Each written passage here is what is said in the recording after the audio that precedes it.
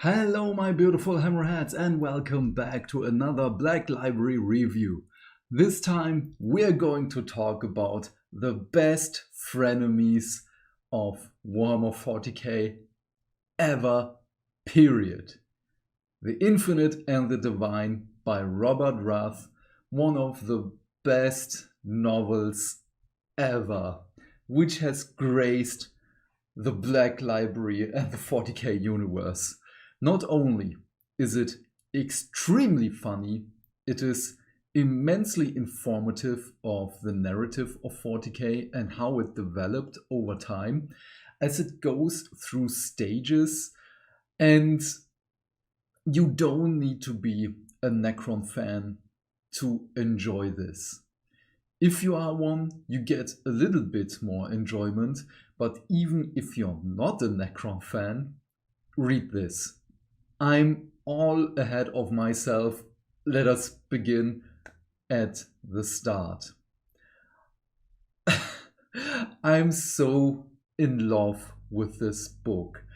I have read it for the second time and I forgot. It's like with the Belisarius Call novel.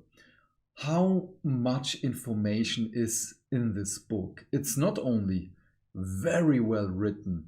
This is a novel you can give someone who is not in the 40k universe, or rather not in the Black Library verse, because we know there are hit and misses here. That is one of the reasons why I rate everything in the sphere of Black Library. But Robert Rath did something beautiful here. We get to see the Necrons, not only Trazyn the Infinite and Orican the Diviner as our favorite Muppets, but how the Necrons are functioning, the politics, the intrigue, how they are remembering the flash times, so before they were, well, soul transferred into the machines, which they are right now, and how they are perceiving time, how they are influencing the universe. It is so well written, you can lose yourself in this story. And we of course have Trazyn the Infinite, the Archivist, the Lord of the planet Solemnis, of the Nihilak dynasty. And yeah, well, everyone who knows him, he has this big archive of things he has acquired over the millennia, over billions of years. He collects things just to put them there in a stasis field and look at them. And there are so many good things in there. And what he does over the centuries, this book takes place not in a year, 2 years, a decade, or time has no meaning for the Necrons. And this is so funny. But yeah, then on the other side we have Orican the Diviner. He is the grand, I wanted to say astrologist. Yeah, he sees the future. He was the one who warned the Necrontier of the Deceiver. He was the one who warned everyone of the soul transfer and no, the biotransference, sorry. And this is so good. We have the two parts of the Necrons, the past and the future, and they are at each other's throats from the beginning. The beginning is so good. Everything in this book is just so good, as everything takes place on basically just one planet. I will just call it Serenade, which is one of the names the planet has over all this time span. And at first there are the Eldari, there are Exodites. Trazyn is there to steal something, of course, because he wants to put it in his archive. And he's surprised that the Eldari are so quick to respond to him. And yeah, there's a little bit of fighting here and there. And as I don't like prolonged fight scenes, here they are hilarious, they are very well written, and just so enjoyable. Things happen. It is quick.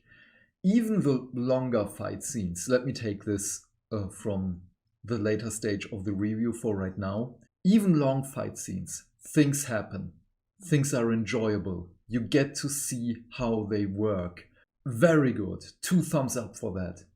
But yeah, he's surprised that the Exodites are so quick to respond to him. And on the other side, we see Orican, who has warned the Exodites of Trazin's coming and what he's up to do on the planet. And yeah, then there is this back and forth. Trazin, of course, steals the thing. He does his thing and puts it in his archive. And there are just some alarm bells ringing, and he's just like, hey, what's up with that? Goes looking at what's happening there, and it's of course Orican, who wants to steal something from Trazin. And it's just a puzzle box. And this puzzle box is so good! It's basically just a toy, and both of them want it for different reasons. And this escalates to such heights that a triumvirate of other Necron lords who are there just to govern over the slowly awakening Necron Empire, that they have to put those two together, sit them down, give them a talk, and they're just like, hey guys, this is a puzzle box.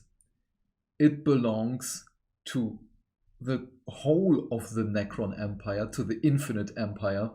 Whoever gets it, it's theirs. But it's not a crime to steal it from another one, because it's the property of everyone. It's a freaking puzzle box. But the thing is, with that puzzle box, it leads to a tomb, which of course is on Serenade, that is supposed to guard the remains of one mystical Necrontyr, who has a big role in Necron mythology. And so, of course, everyone is just like, okay, but what if we find this? What if we wake him? That would be amazing.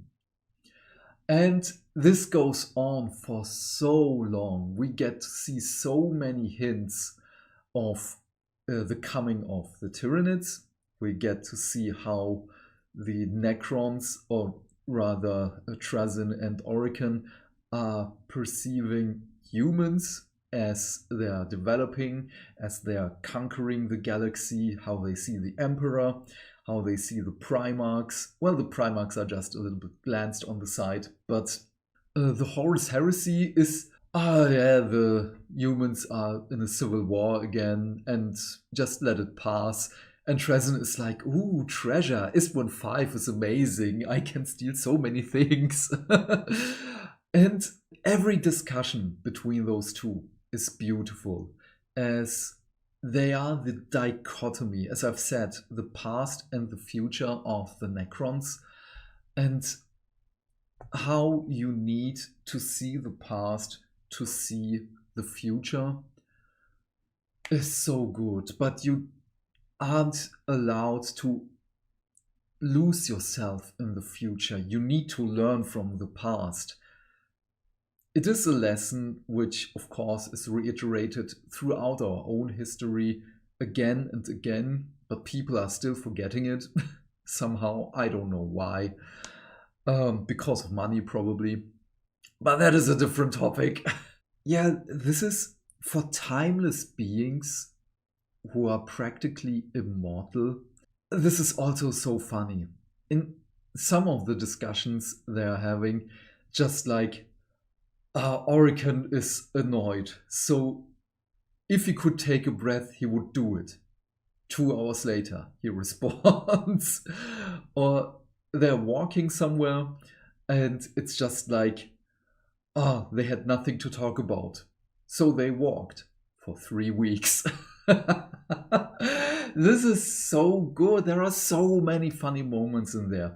Also, how the Necrons are perceiving the orcs, how they are looking at the orcs as one of the Eldar races, like the Eldari.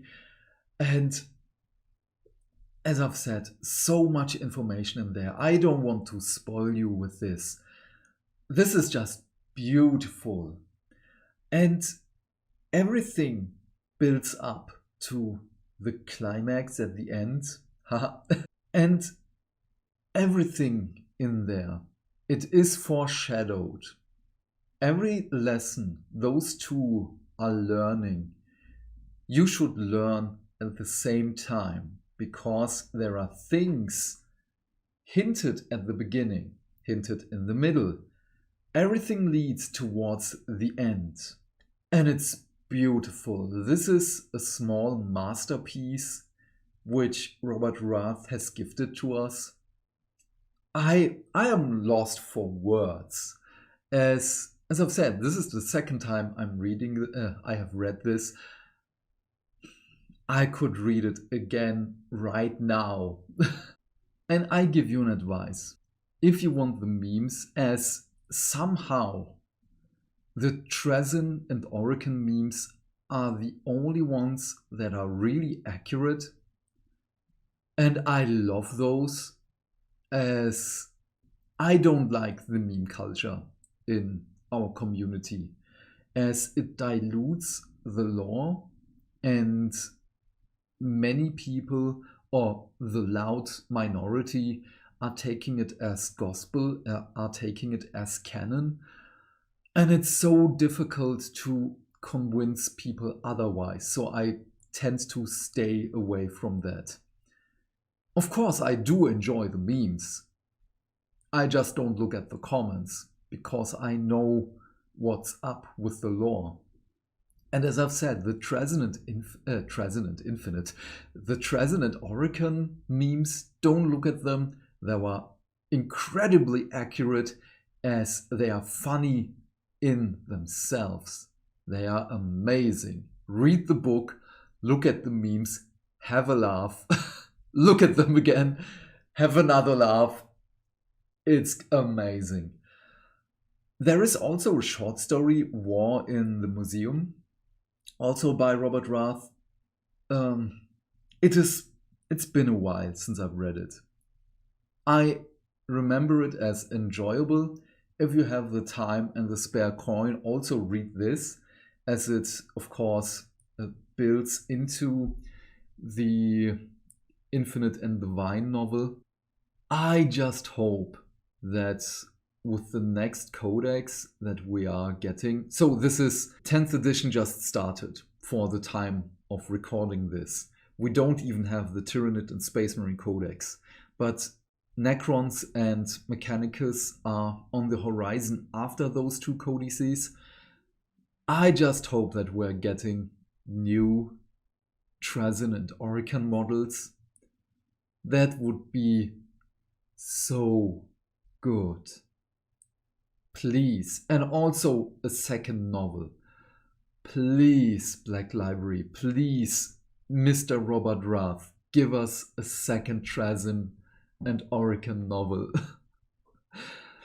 Doesn't matter how long it will take.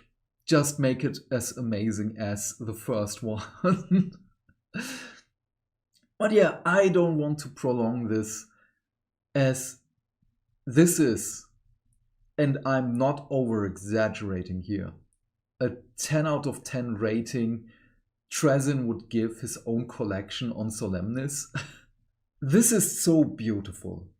I can't talk enough about this. There are just so many amazing and good things in this. Read it, enjoy it. Even if you're not a Necron fan, as I've said, it is beautiful. Even then, let's just say you are not a Necron fan. It's not even a 9 out of 10. Then it's still a 10 out of 10 in my opinion. But that's it from my part. These are just my thoughts. Please leave your thoughts and questions in the comment section down below. I am keen to know what you have to say.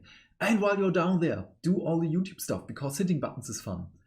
If you want to support the channel and you don't know what to say, just tell me which of those two are your favorite Necron and why. I would love to read this.